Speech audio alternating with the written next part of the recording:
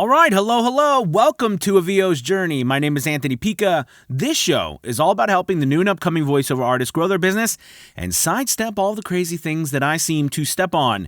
As you can see, we are in the booth. I don't usually do a lot of shows in here, but today we are in the booth. I wanted to bring to you this quick episode of voiceover tips and tricks, and I thought, what better place to do it in the booth?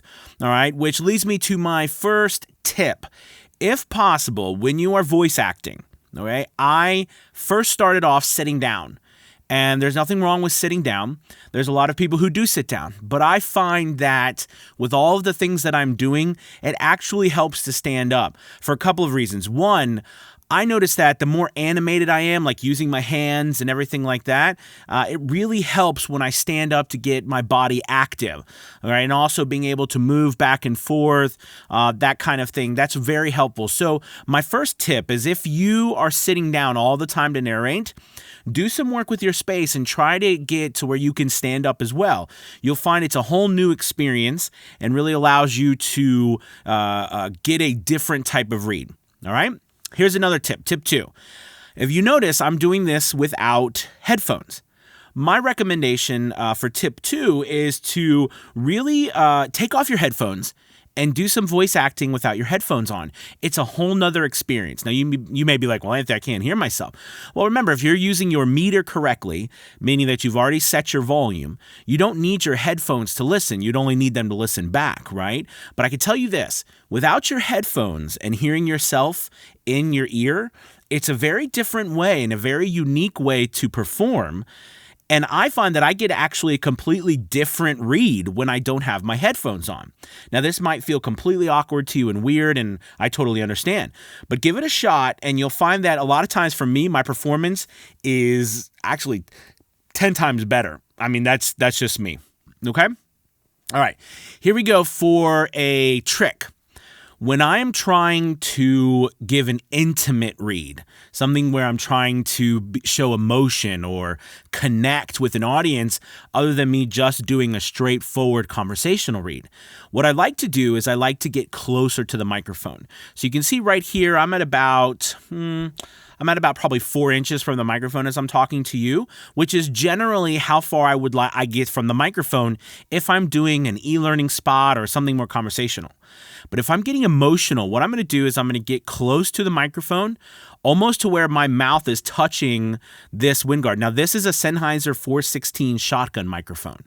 Okay, so, and it also has I have my wind guard on it, all right, which is just a foam top that goes over, it's like a sleeve that goes over it.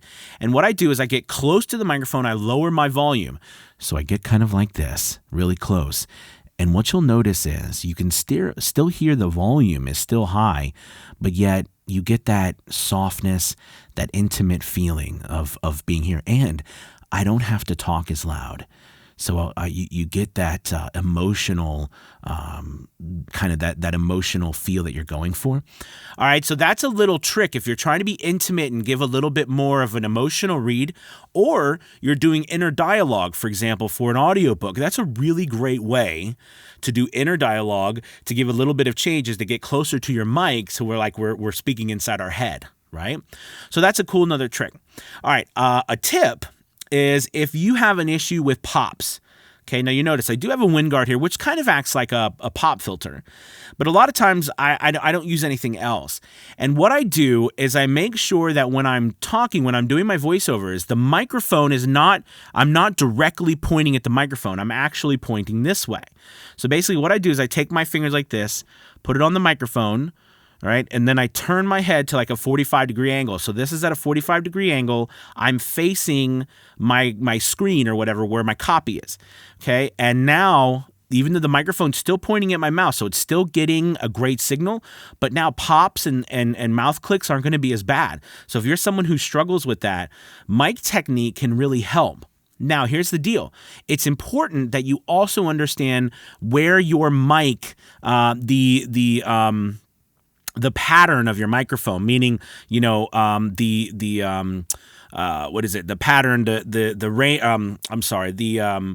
whether it's a polar pattern, thank you, the polar pattern of your microphone, meaning that all kinds of different microphones have different pickup ranges, right? Some are very narrow, like a shotgun mic. Some go around, okay, like more of a cardioid pickup, all right? Some are more like a hypercardioid, which is like this. But here's the thing.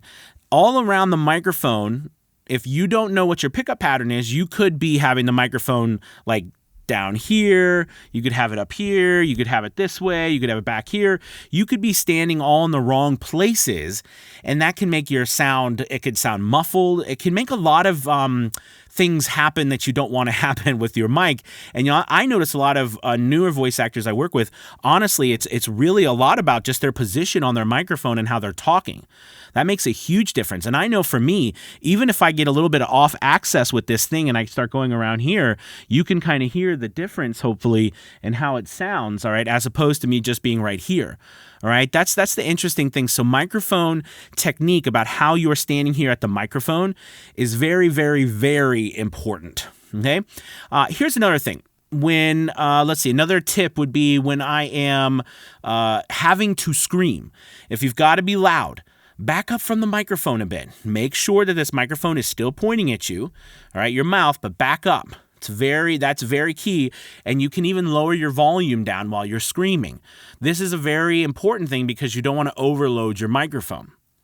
All right, which also leads me to talk about your dynamic range of your microphone or your frequency range, which tells like how, what frequencies from low, for how many hertz, like 20 to 40 hertz, all the way up to 18,000 or 20 hertz. There's a range there. And, microphones have different ranges, which help you pick up different parts of your voice, et cetera, et cetera. But in this case, when you have to scream, you have to be loud, back up from your microphone. Also, here's another thing. A lot of people, when they're talking, I know for me, I do like to move around a lot. It's very important that even, still do your thing, but also make sure you're maintaining the right distance. Okay, that's key. Here's another tip. I talked a little bit earlier about being animated. Being animated when you narrate is a great way to bring out emotion and to bring out some new style in your voice. And what I mean by that is when I talk, I like to use my hands. It makes me feel like I'm explaining something. It makes me feel like I'm engaged in a conversation. Even though I'm alone in my booth, this really helps me engage, being physical. That's why I like standing up. So another tip I give you is be animated. Don't be afraid to get into it. If you ever watch voice actors or anything in movies and things like that, you can see they're always so animated with it because they're used to doing stuff with their body. And remember, physical actions bring out internal motions. Same thing with if you've ever heard of an acting style called the method, right?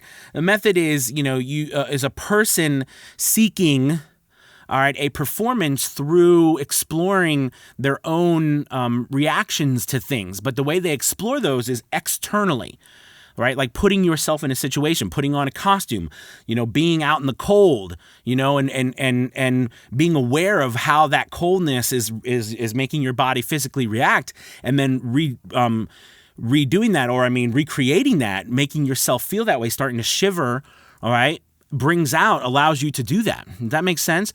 So this is a way for you to be able to get into a performance to really bring out some more oomph, okay? Kind of something like that. Let's see, another tip or trick. I think for me at this point, the biggest thing that I try to do that has helped me a lot, and this might be crazy for you, but it might not, is have a big widescreen computer screen or TV. I know your space might be a challenge to do that, but a lot of people I work with, when they start out, we start out using whatever we have, and that's fine.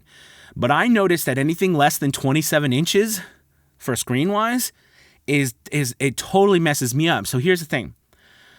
I noticed that when I first started reading, okay, if the copy was too small, it's hard for me to read ahead. Now, I've got perfect vision, so it's not an issue with my vision.